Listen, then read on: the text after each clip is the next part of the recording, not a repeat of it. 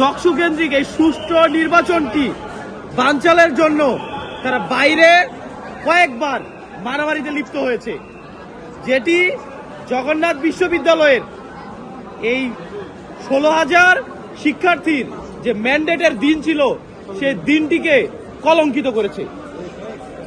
আপনারা জানেন, আমরা বারবার করে জানিয়ে এসেছি, জগন্নাথ বিশ্ববিদ্যালয়ের প্রশাসন এবং যে নির্বাচন কমিশন রয়েছে তারা দুটি ভাগে বিভক্ত, দুটি দলের দ্বারা প্রভাবিত।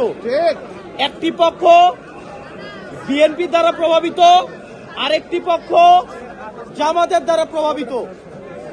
আপনারা দেখেছেন যে আমাদের ছাত্র সংসদ নির্বাচনকে কেন্দ্র করে শিক্ষক সমিতি এবং ইউটিএল তারা কি পরিমাণ কাদা ছুড়াছুড়ি করছে। মনে হচ্ছে এটি শিক্ষার্থীদের নির্বাচন নাকি শিক্ষকদের নির্বাচন, পলিটিক্যাল পার্টির নির্বাচন আমরা বুঝতে পারছি না। আপনারা আজকে দেখেছেন বারবার আচরণবিধি লঙ্ঘন করে ছাত্র শিবির সমর্থিত প্রার্থীরা ম্যান টু ম্যান সেট করে প্রত্যেকটি বুথের সামনে, কেন্দ্রের সামনে তারা ম্যান সেট করেছে এবং এই লোকগুলো হাতের মধ্যে স্লিপ দিয়ে গেছে।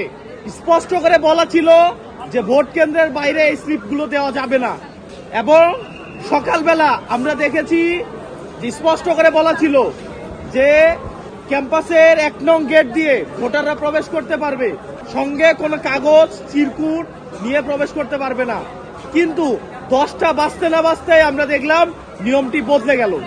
কার স্বার্থে এই নিয়মটি বদলালো আপনারা সবাই নিশ্চয়ই বুঝতে পেরেছেন।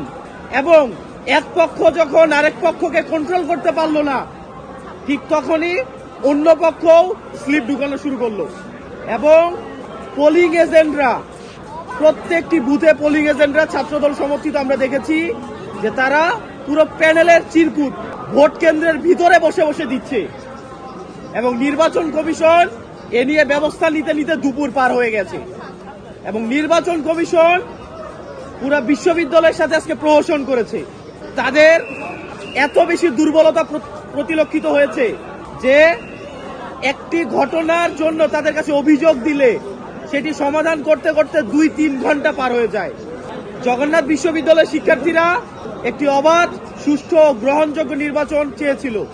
আমরা বিশ্বাস করি যে এত অনিয়মের পরেও জগন্নাথ বিশ্ববিদ্যালয়ের শিক্ষার্থীরা কালো টাকার বিরুদ্ধে, যারা পেশি শক্তির ক্ষমতা দেখিয়েছে তাদের বিরুদ্ধে, যারা কোটি কোটি টাকা খরচ করে এই যকসু নির্বাচনটিকে একটি ইউনিয়ন পরিষদের নির্বাচন বা একটি সিটি কর্পোরেশন নির্বাচনের পর্যায়ে নামিয়ে এনেছে, তাদের বিপক্ষে শিক্ষার্থীরা তাদের রায় এবং ম্যান্ডেট দিবে।